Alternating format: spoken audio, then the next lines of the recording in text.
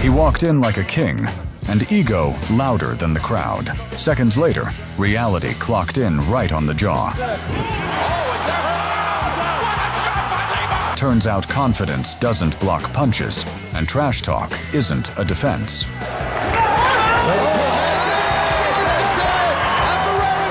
Welcome to the highlight reel, where cocky becomes comedy.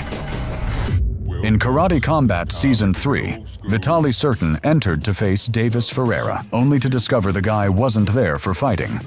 He arrived to convert the pit into bargain circus territory, where every taunt included complimentary clown nonsense all night long.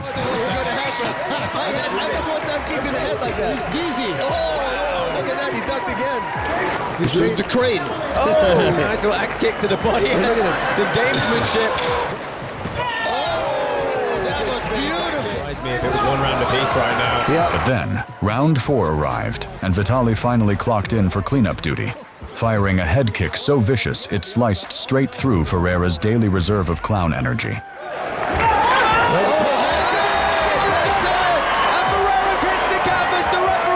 That knockout, because it came in the middle of a flurry. Boom! Look at the back of the head.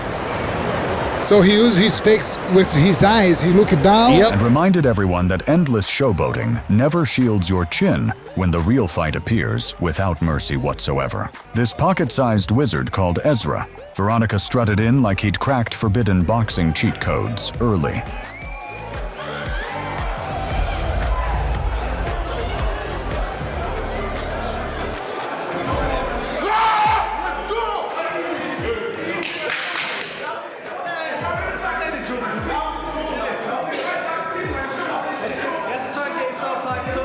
But Whitaker had seen enough.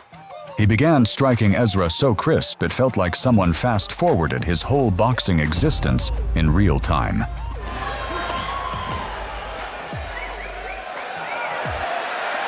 He's playing him at his own game. When the swagger evaporated, Ezra panic-switched straight into Plan Z. It's a good left hand to the body from Whitaker, and then again just manages to slide. Just about to complete a...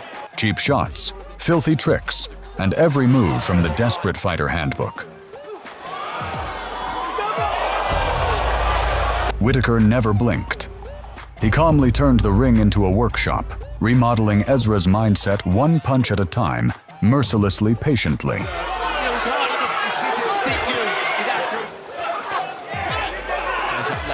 got through and put a big dent in him, and he's just about going to make it through to the final. By the finish, Ben didn't merely win.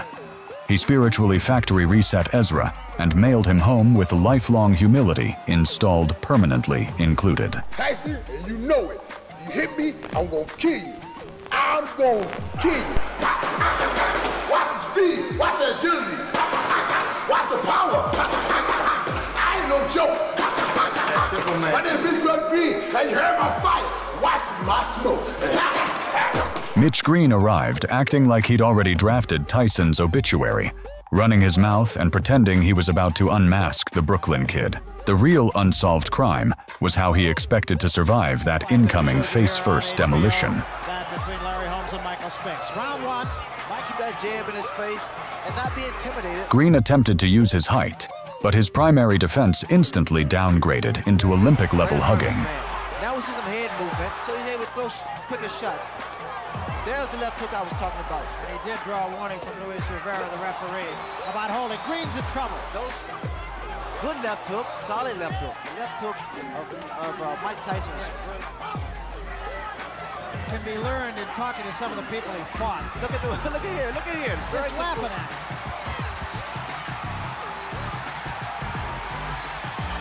By round 6, the audience had stopped watching the bout. They were tallying how many times Green's mouthpiece achieved low Earth orbit. Here again. Oh, what a left hand. Tyson's arms are short, so it was a more determined. Another day in the classroom. Big left hand to end things. Green did reach the final bell, but it wasn't heroic. It was like living through a hurricane by duct taping yourself to a palm tree and praying. This mountain of a man is Geronimo dos Santos, better known in fight circles as the Chef. He entered this matchup convinced he was about to slow cook Vyacheslav Datsuk into a flawlessly seasoned Slavic entree. Looked like he had tonight's dinner timetable already finalized. But that's when reality barged in and slapped the menu clean out of his hands. Because Datsuk is not a normal human being. He's a walking hazard warning sign. At the press conference, these two weren't trading insults. They were casually supplying doctors with brand new anxiety disorders.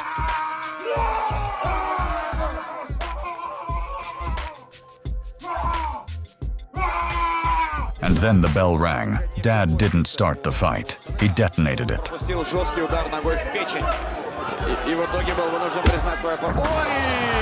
He sprinted at Dos Santos like an unchained industrial machine someone forgot to unplug. The chef realized the kitchen was closed, dinner was canceled, and he had absolutely no intention of remaining inside for even one more second.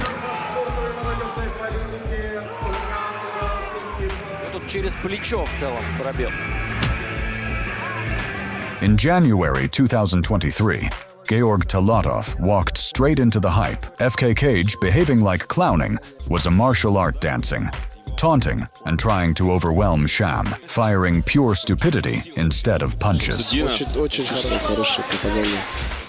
But Sham, firing back rights and lefts, started stamping his face with more authority than Putin signing executive orders.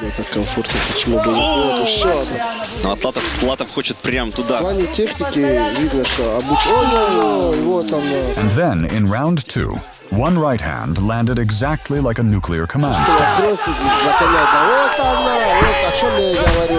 erasing Titov from the bracket and from his remaining confidence with one punch.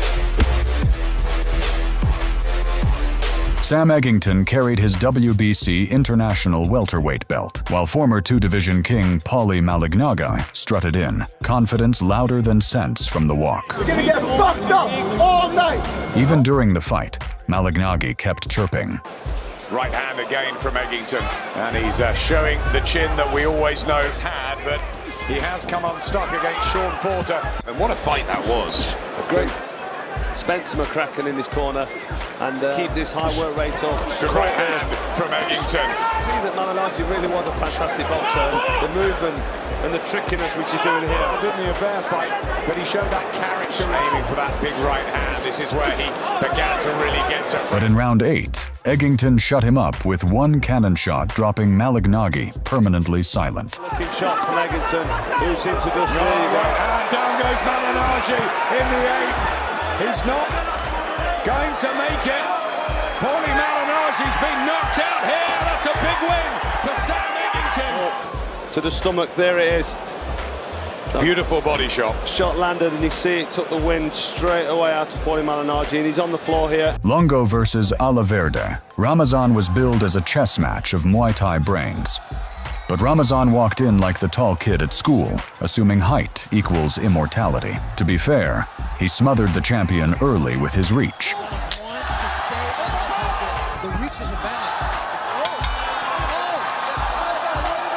With confidence overflowing, Ramazan started taunting and showboating like a circus performer begging attention.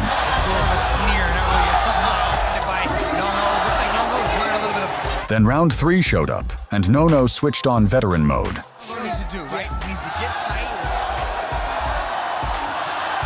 And then came the shovel hook. A body shot so evil it looked like No-No was legally repossessing Ramazan's internal organs.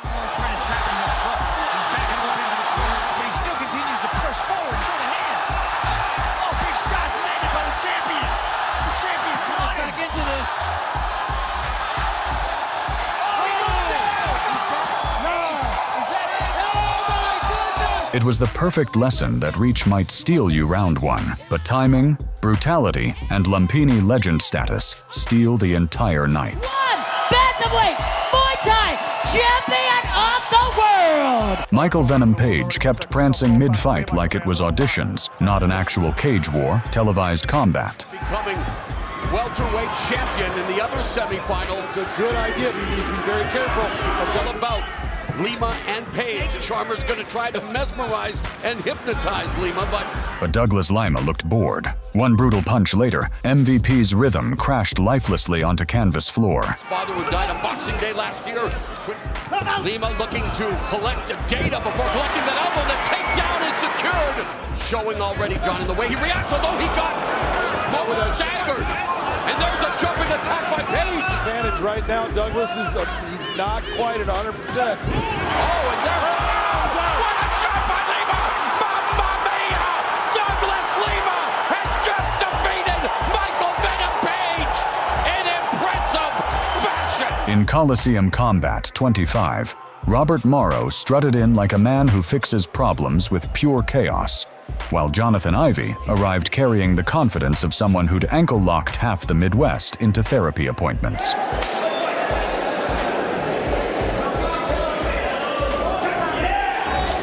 But Marrow rapidly realized his opponent hadn't come to fight. He'd come to audition for competitive trash-talking.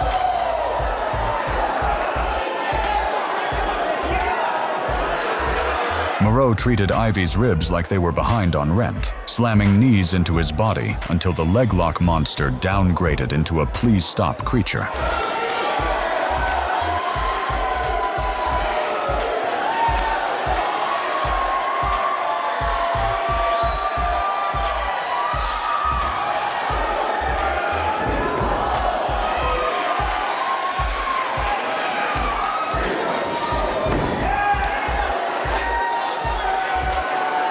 By round 3, Ivey was collapsing under body punishment, and the referee jumped in before Marrow converted him into a permanent cautionary tale.